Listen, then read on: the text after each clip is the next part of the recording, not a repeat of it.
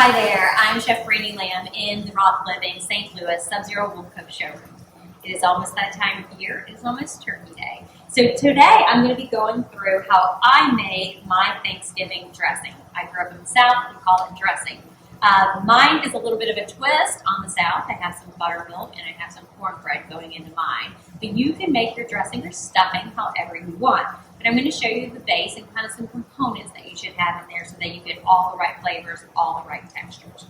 So what I did to start is I chopped up some thick cut bacon, about a pound of it, and I sauteed it in my saute pan. Scooped it out so that it could drain on a paper towel, and then to that bacon fat that I left in my saute pan, I added some chopped sweet onion, some chopped celery, and again, I like mine chopped pretty small, but still not small enough so that I would still have some texture in my dressing.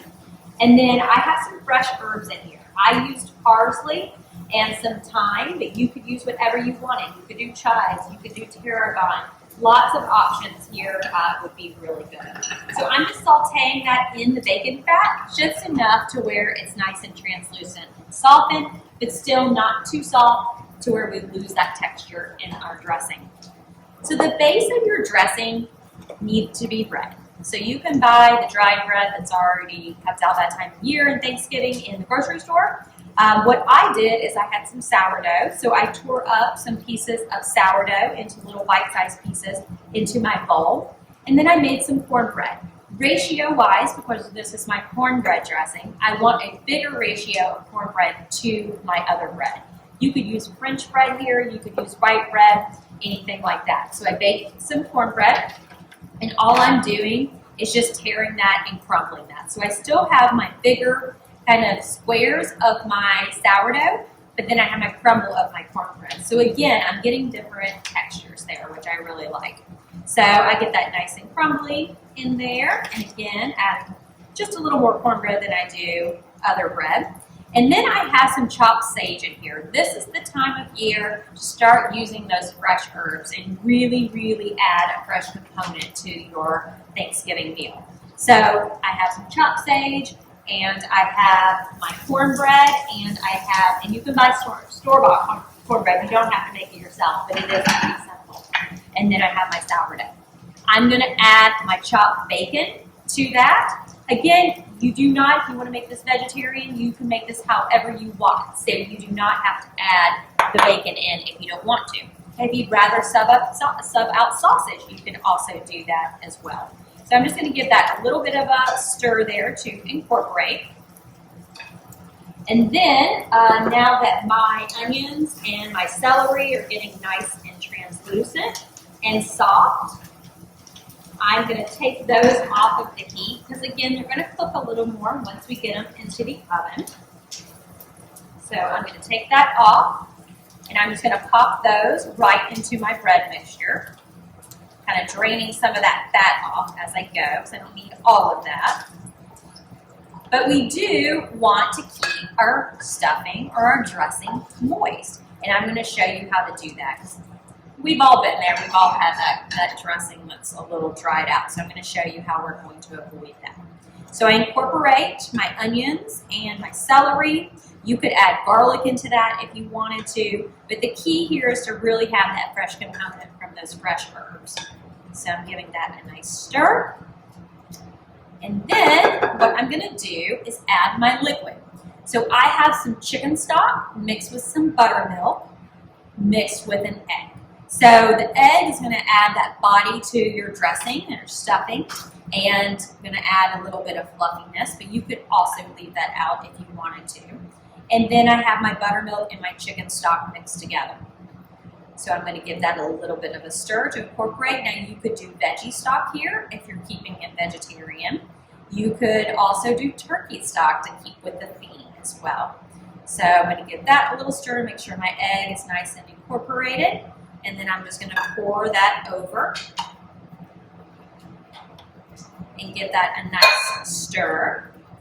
Now, if you are stirring this and you feel like it's a little dry, because we do want it moist, and that's the key here, so make sure it looks nice and moist. You should not have a big puddle of liquid sitting in the bottom of your bowl. You do want your bread to absorb it.